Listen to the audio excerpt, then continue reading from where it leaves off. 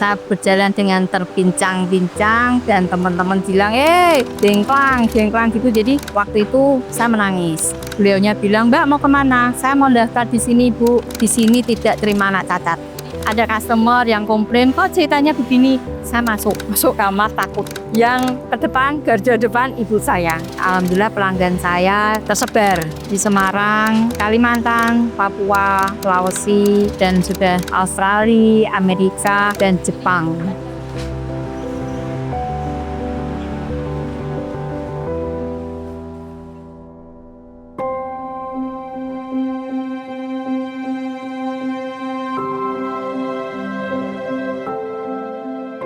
Saya Hidayah Ratna Febriani, usia saya 50 tahun. Saya seorang penjahit kebaya, kebetulan saya difabel daksa. Awal mula saya seperti pada umumnya anak-anak, usia 1, 2, 3 tahun saya baru kena polio.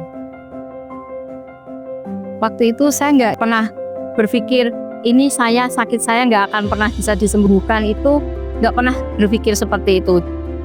Jadi waktu itu lulus SMP saya pengen ke sekolah negeri. Saya saat itu daftar di SMK.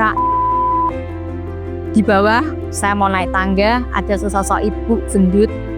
Mungkin itu bu guru atau malaikat, saya nggak tahu. Beliaunya bilang, Mbak mau kemana? Saya mau daftar di sini Bu. Beliaunya langsung bilang, di sini tidak terima anak cacat. Daftar aja di sana, di swasta sana. Saya pulang dengan tidak menangis, dengan soalnya yaitu mungkin saya mentalnya sudah semua itu yang pahit-pahit pasti terjadi dan saya tidak ada penyesalan. Saya pulang bilang sama orang tua, SMK gimana cacat ibu, saya tapi pengen sekolah di negeri. Akhirnya saya daftar di SMK 9. Saya akhirnya diterima di sana. Jadi momen penolakan seperti itu mungkin saya sudah mempersiapkan mental saya kalau ada hal-hal yang seperti itu.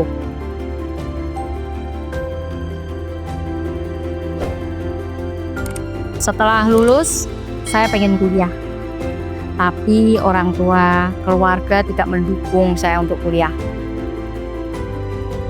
Orang tua bilang, Ida harus punya keterampilan. Saya bilang, saya pengen kuliah. Kakak saya di Undip Hukum, adik saya di Teknik Sipil Undip. Jadi saya pengen setidaknya, saya pengenlah di akuntansi, besok pengen kerja di kantor. Mbah kakung saya itu yang sangat mensupport saya. Tidak, saya marah. 1 tahun saja nggak ngapa-ngapain. Setelah 1 tahun saya nggak diapa-apain. Akhirnya saya nyerah, saya nurut sama orang tua. Saya kursus menjahit di tempat yang recommended. Jadi saya khusus menjahit dengan sistem Belanda. Saya khusus roti, saya khusus salon. 3 bulan saya mengikuti kursus yang setiap hari saya datang. Ternyata saya nggak mudeng.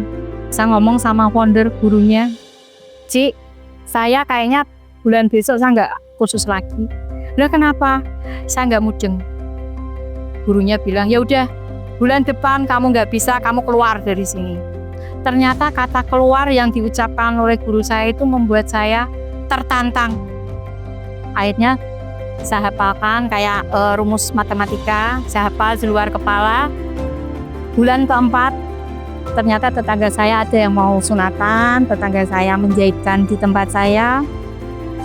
Udah jadi, dan banyak yang mengagumi hasil jahitan saya. Dari bulan keempat, akhirnya saya kebablasan khusus 3 tahun. Dalam waktu 3 tahun itu saya khusus, ternyata banyak pelanggan saya yang mengagumi hasil jahitan saya.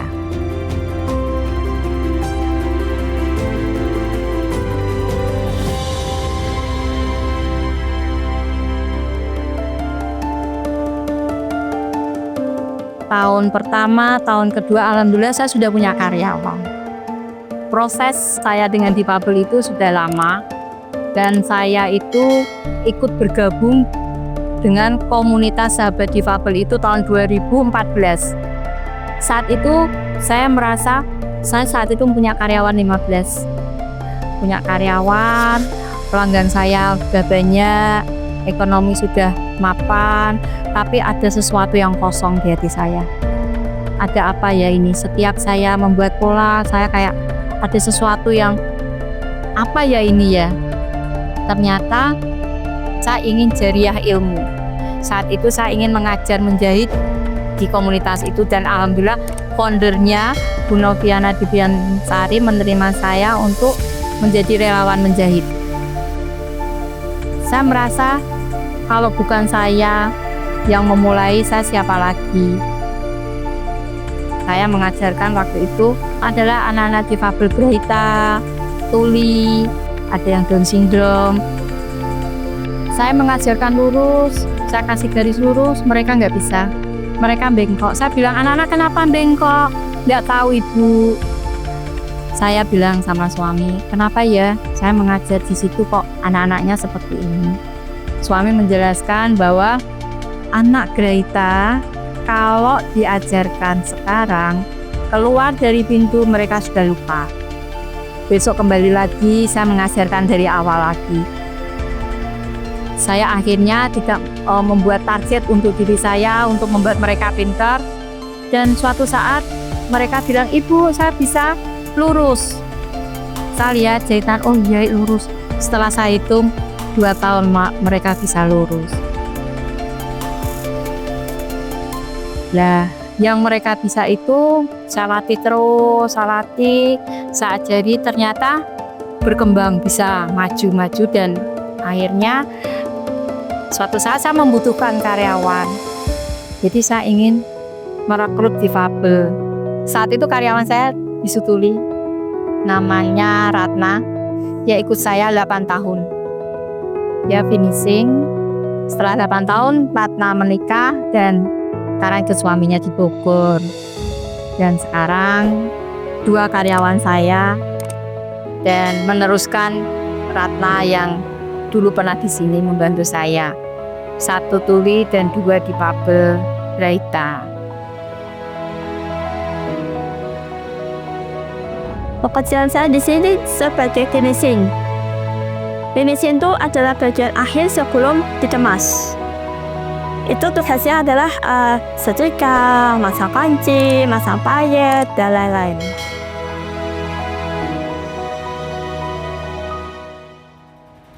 Kalau meraka, iya memang gitu. Kalau misalkan saya yaksa, bilang, Bu, ini gimana pulsalanya? Terus diajari cara masangnya gimana, terus posisinya gimana, dan lain-lain tuh saya belajar semua. Itu. Kalau yang sampai saat ini aku belum bisa tuh masang payet, karena masang payet tuh harus menghitung-hitung karena jadi itu yang jadi kendalanya. Saya senang, happy. Daripada di rumah tidak ada yang kasih, tidak ada yang ngapa-ngapain. Padahal di sini kumpul-kumpul keluarga, teman, situ happy.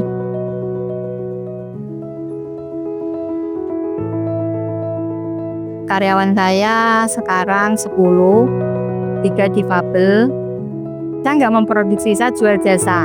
Jadi saya menjahit kebaya, baju pengantin, gaun pesta, baju kerja, dan alhamdulillah pelanggan saya di Semarang, di Kalimantan, Papua, Sulawesi, dan sudah ada beberapa di Australia, Amerika, dan Jepang. Produk-produknya terkenalnya spesialis kebaya sih. Tapi kalau untuk desain baju kantor, saya banyak yang menggembari karya saya. Ya, mensyukurinya ternyata bertahannya Ida Mosbito sampai sekarang. Saya sangat bersyukur. Kekompakan karyawan tim Ida Mosbito sangat kompak dan saling mensupport. Terbukti beberapa sudah lama ikut saya. Soalnya sistem di Ida Mosbito itu sistem kekeluargaan. Jadi kalau saya pas lemah, pas terpuruk itu, saya teringat mereka. Mereka sangat semangat di sini, kenapa saya yang lemah. Jadi itu yang membuat semangat saya terus menggelora. Ya aku berharap sih aku bisa jadi seperti Puja Modista, bisa berkarya sendiri gitu. Ya bener sih orangnya baik sih, cuma akunnya sendiri yang aku rasa gandul. Tapi ya kembali lagi itu memang akun-akun cerita yang patut diakses sumpah bagus gitu, menjadi karyawannya gitu. Ya pesannya buat kalian yang masih sendiri, masih awal-awal yang belum mulai fokus ya semangatlah mencari cuan, karena cuan itu gak akan habis dicari.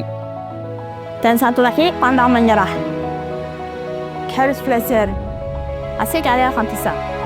Semangat buat yang mendiskriminasikan anak-anak difabel, janganlah kami tidak-tidakkan, kami setara, kami sama.